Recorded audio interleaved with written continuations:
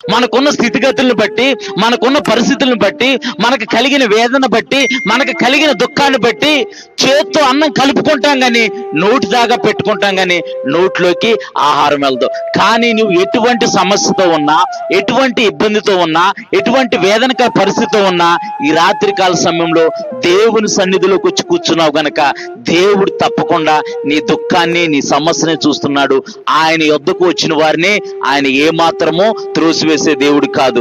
మన ఎమ్మెల్యే గారి దగ్గరికి మనం వెళ్ళాలనుకో అపాయింట్మెంట్ తీసుకోవాలి. మనం ఏం తీసుకోవాలి? అపాయింట్మెంట్ తీసుకోవాలి. ఎమ్మెల్యే గారు పలానా టయానికి ఉంటారు, అప్పుడే రావాలి. ఆ సమయం దాటితే దొరకరు. ఎమ్మెల్యే గారు ఎంపీ గారిని కలవాలి, ఆ టయానికి వెళ్ళాలి.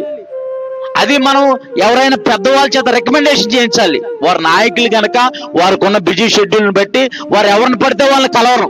అవును కాదు? ఎవరిని పడితే వాళ్ళు కలవరు. ఒకవేళ కలిసినా 1 నిమిషం 2 నిమిషాల కంటే ఎవరితో మాట్లాడరు. అవునా కదా? 1 నిమిషం 2 నిమిషాలు, మా అంటే 5 నిమిషాలు, అంతమించి ఎవరితో మాట్లాడు. కానీ రాత్రికాల సమయంలో దేవుడు తన వాక్కు ద్వారా మనతో మాట్లాడుతున్నాడు. దేవుని నామానికి మహిమ కలుగును గాక.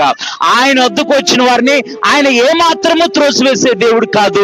నీవు ఎటువంటి కరువు పరిస్థితిలో ఉన్నా, ఎటువంటి సమస్యలో ఉన్నా, ఎటువంటి ఇబ్బందుల్లో ఉన్నా, ఎటువంటి ఇరుకులో ఉన్నా సరే నీ పరిస్థితి అంతటి నుంచి ఆయన నిన్ను విడిపిస్తాడు. ఎందుకంటే నీవు జీవం గల దేవుని సన్నిధిలో ఉన్నావు కనుక. దేవుని నామానికి మహిమ కలుగును గాక. లోకానికి తెలియదు, లోకానికి ఇది తెలియదు.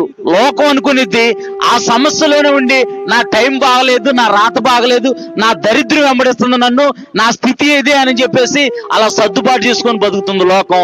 కానీ జీవం గల దేవుణ్ణి నీవు ఆశ్రయించావు గనక, జీవం గల దేవుని సన్నిధిలో నీ వచ్చి కూర్చున్నావు గనక ఆయన యొద్దకు వచ్చిన వారిని ఆయన ఉట్టి చేతులతో పంపించే దేవుడు కాదు. ఆయన దీవెనలతో, ఆయన ఆశీర్వాదాలతో నింపి పంపించే దేవుడు. దేవుని నామానికి మహిమ కలుగును గాక.